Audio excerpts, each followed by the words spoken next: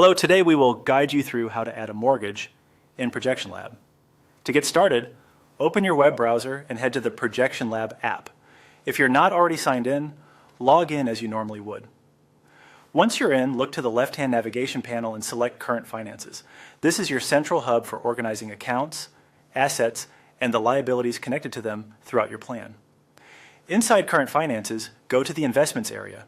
This section is where you can list assets you own or plan to own so that ProjectionLab can track their values over time in your projections. If the layout looks a little different on your screen, don't worry. Labels like Current Finances and Investments are the key anchors to look for. Scroll down the page and click Add Asset. This opens a setup panel where you can quickly create a new entry. Adding assets here is useful whether you're modeling a real property or simply using a placeholder to test how an item affects your overall plan. From the options provided, choose the sample asset. The sample lets you move quickly while still capturing the most important details. You can always rename it or refine its type later, but starting with the sample helps you get the structure in place fast. Next, type in the sample purchase price.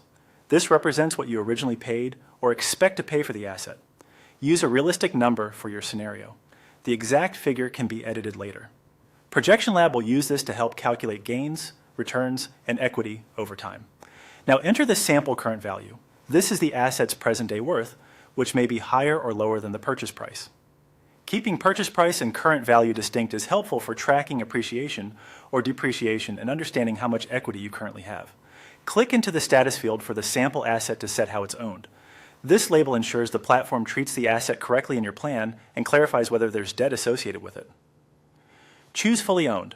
Marking the asset as fully owned indicates there's no active loan tied to it right now. This is a clean way to confirm the asset details and its place in your plan.